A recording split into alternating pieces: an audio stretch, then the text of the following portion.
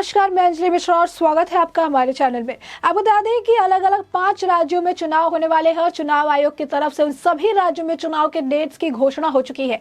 अब ऐसे में उत्तर प्रदेश चुनाव जो है बहुत ज्यादा अहमियत रखता है, क्योंकि उत्तर प्रदेश काफी बड़ा एक राज्य है और यहाँ पर जो विधानसभा चुनाव जो होने वाले हैं, ऐसा कहा जाता है कि जो उत्तर प्रदेश में बाजी मार लेता है उसके लिए आने वाले चुनाव जो है थोड़े आसान हो जाते हैं। अब ऐसे में उत्तर प्रदेश के मैदान में कई सारी पार्टियां उतरी हुई है, कई सारी पार्टियां अलग अलग जो सीट है उस पर अपने दावे ठोक रही है और कह रही है कि इतनी सीट पर वो लड़ेगी। और इन सभी पार्टियों के बीच में अब शिवसेना भी अपने उम्मीदवार उतार रही है। जी हाँ, बिल्कुल सही सुना आपने। आपको बता दें कि शिवसेना के जो नेता है संजय राउत, उन्होंने ऐलान किया है कि आने वाले विधानसभा चुनाव यानी उत्तर प्रदेश के विधानसभा चुनाव में 50 से 100 सीटों पर अब वो अपने प्रत्याशी उतारने वाले हैं। आपको बता दें कि उन्होंने कहा है कि 50 से 100 सीट पर वो अपने प्रत्याशी उतारेंगे, क्योंकि उत्तर प्रदेश का चुनाव है और उनको ऐसा लगता है कि उत्तर प्रदेश में अब हवा जो है दूसरी तरफ बह रही है। उनका कहने का तात्पर्य है कि हवा अब समाजवादी पार्टी की तरफ थोड़ी झुकती नजर आ रही है और ऐसे में उत्तर प्रदेश चुनाव में वो अपने लिए भी जगह देखते हैं और यही कारण है कि 50 से 100 सीटों पर अपने उम्मीदवार को उतारने की जो बात है उन्होंने कही है। आपको बता दें कि उन्होंने कल कहा है कि वो कल पश्चिमी उत्तर प्रदेश का दौरा भी करने वाले हैं। तो आप देख सकते हैं कि संजय राउत की जो नींद है बहुत जल्दी खुल चुकी है और अब वो पश्चिमी उत्तर प्रदेश का दौरा करने वाले हैं। जब आप देख सकते हैं कि किस तरीके से कोरोना बढ़ रहा है, फिजिकल रैलियों पर रोक लगा दी गई है, जनसभा संबोधित करने को लेकर रोक लगा दी गई है। अब साफ तौर पर जो है डिजिटल माध्यम के जरिए का जो है चुनाव कैंपेन, पॉलिटिकल कैंपेन्स करने की बात कही गई है। तो अब संजय राउत ये कह रहे हैं कि वो 50 से 100 सीटों पर प्रत्याशी उतारेंगे। यानी संजय राउत को लगता है कि उत्तर प्रदेश में उनके लिए भी कुछ संभावनाएं बन सकती है। वही संजय राउत जिनके महाराष्ट्र में, उत्तर प्रदेश और बिहार के लोगों को किस तरीके से ट्रीट किया जाता है, इससे पूरी दुनिया अवगत है। अब साथ ही साथ आपको बता दें कि इस पूरे में शिवसेना नेता संजय राउत ने बुधवार को एनसीपी प्रमुख शरद पवार के साथ एक मीटिंग की। एक प्रेस कॉन्फ्रेंस के बाद उन्होंने मीडिया से बात कही थी और उन्होंने राउत ने कहा था कि जिस प्रकार मंत्री स्वामी प्रसाद मौर्य ने भारतीय जनता पार्टी को छोड़ समाजवादी पार्टी में वो शामिल हुए हैं, ऐसे देखकर लगता है कि उत्तर प्रदेश में हवा बदलने वाली है।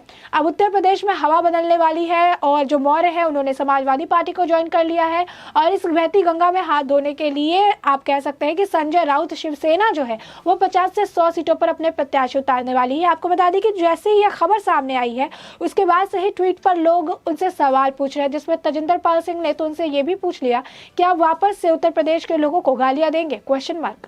तो यहाँ पर आपको बता दें कि जो उत्तर प्रदेश के लोग हैं, जो बिहार के लोग हैं, उन्हें महाराष्ट्र में बाहरी की तरह देखा जाता है, उन्हें महाराष्ट्र में बाहरी की तरह ट्रीट किया जाता है।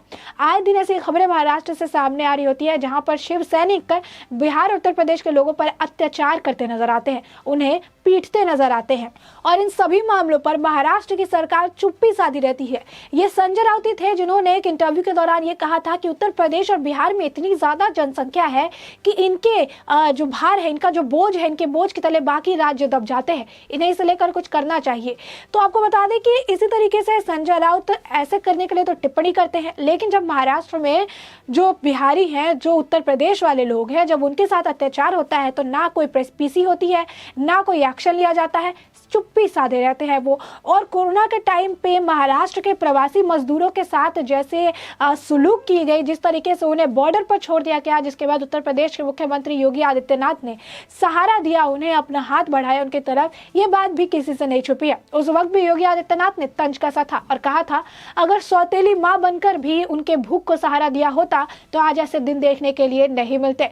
लेकिन संजय राउत और उनकी जो पार्टी है उनके लिए राजनीति काफी ज्यादा महत्वपूर्ण होती है। ये हिंदू और हिंदुत्व की बात करते हैं, ये हिंदू के साथ और हिंदुत्व के साथ खड़े रहने की बात करते हैं, अपना एक मुद्दा, अपना एक एजेंडा बताते हैं। लेकिन जब वही बिहार और उत्तर प्रदेश की जनता पर अत्याचार हो रहा होता है तो चुप्पी साध लेते हैं और इन्हें फिर बिहार में चुनाव भी लड़ना है, इन्हें फिर उत्तर प्रदेश में चुनाव भी लड़ना है। किस बेसिस पे, ये संजय राउत को खुद बताना चाहिए कि क्या बिहार के लोग या उत्तर प्रदेश के लोग उन्हें इस बेसिस पे वोट देंगे कि उत्तर प्रदेश के मजदूर जब वहां जाते हैं तो शिव सैनिक उन्हें पीटते हैं, घसीटते हैं और उसके बाद उन पर कोई भी एक्शन नहीं लिया जाता है, उन्हें लेकर ना प्रेस वार्ता की जाती है, उन्हें लेकर कुछ भी नहीं कहा जाता है, उनके साथ बदसलूकी की जाती है। और ये संजय राउत जो 50 से 100 सीटों पर प्रत्याशी उतारने की बात कर रहे हैं, ये तो आज दिन में कभी ना कभी महिलाओं के ऊपर भी गलत टिप्पणी करते नजर आते हैं। तो साफ तौर पर संजय राउत जो है वो उत्तर प्रदेश में आ रहे हैं। आपको बता दें कि इससे पहले संजय राउत ने बिहार चुनाव में भी अपने लक आजमाने की कोशिश की थी, वहां पर भी उन्होंने प्रत्याशी उतारे थे, लेकिन वहां पर उनकी जमानत जब्त जब्त हो गई थी। आलम कुछ ऐसा था कि नोटा को भी शिवसेना से ज्यादा वोट मिले थे और उस वक्त उनकी काफी ज्यादा किरकिरी हुई थी। लोग इसे लेकर उनकी मीम्स बना रहे थे, हंसी और मजाक उड़ा रहे थे कि नोटा को भी शिवसेना से ज्यादा वोट मिला है, क्योंकि बिहार के लोग उनको कभी एक्सेप्ट नहीं करेंगे जिन लोगों ने बिहारियों के साथ बदसलूकी की, उन्हें इज्जत, सम्मान और आदर नहीं दिया। अब इस वक्त वो उत्तर प्रदेश में आए हैं और उत्तर प्रदेश के लोगों के साथ भी वही सलूक करते हैं। उत्तर प्रदेश के लोगों के साथ भी जो महाराष्ट्र की सरकार है, जो महाराष्ट्र है, वहां पे मराठी ना बोले जाने पे इन्हें बाहरी करार दिया जाता है और इनके साथ भी बदसलूकी की जाती है। इन्हें भी इज्जत, आदर और सम्मान नहीं दिया जाता है। इन सभी से इन्हें वंचित रखा जाता है और आज ये 50 से 100 सीटों पर अपने प्रत्याशी उतारने की बात कर रहे हैं। किस बेसिस पे? जहां पर ये उत्तर प्रदेश की जनता के ही नहीं है, उत्तर प्रदेश की जनता को प्रताड़ित करते हैं जब वो महाराष्ट्र में जाते हैं। और महाराष्ट्र में इस वक्त सरकार के घोटालों की जो खबर है, ये किसी से नहीं छुपी है कि किस तरीके से महाराष्ट्र की सरकार तो अब घोटालेबाज वाली सरकार हो चुकी है। और ये हम नहीं कह रहे हैं, ये लगातार जो है सोशल हैंडल पर लोग कहते हैं कि महाराष्ट्र की सरकार यानी घोटालेबाजी वाली सरकार, यानी फर्जीवाड़ी वाली सरकार, यानी वसूली वाली सरकार।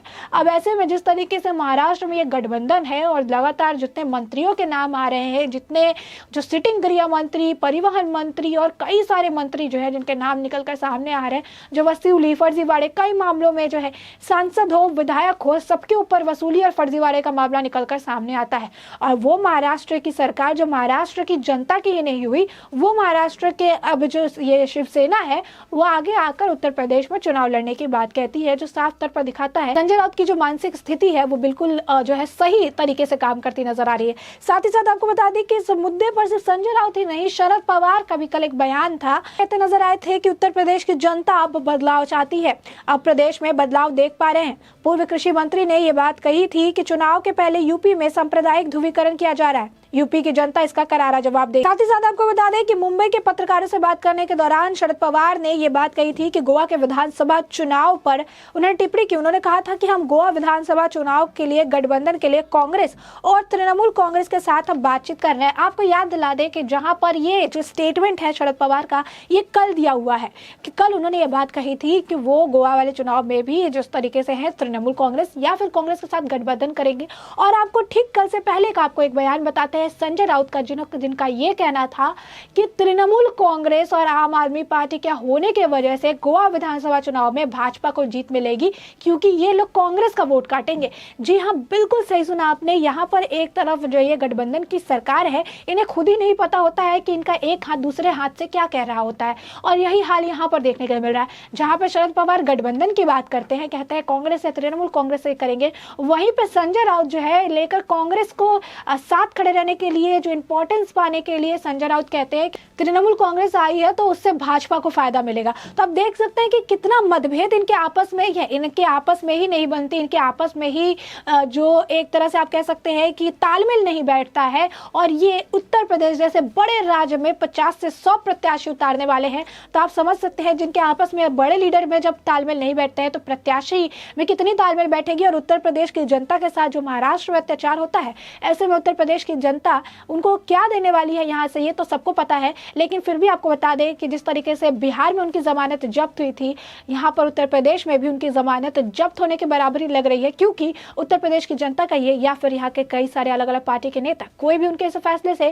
काफी ज्यादा खुश नहीं है। और यही बात कहता नजर आता है कि बिहार में जो जमानत जब्त हुई थी, इतिहास फिर से दोहराया जाएगा और उत्तर प्रदेश में भी आपकी जमानत बहुत जल्द जब्त होने वाली है। अब ऐसे में आपने ये पूरा मुद्दा जाना कि आखिर ये पूरा मुद्दा है क्या, और इस पूरे मुद्दे पर आपकी जो भी राय है हमें कमेंट सेक्शन में कमेंट करके जरूर बताएं।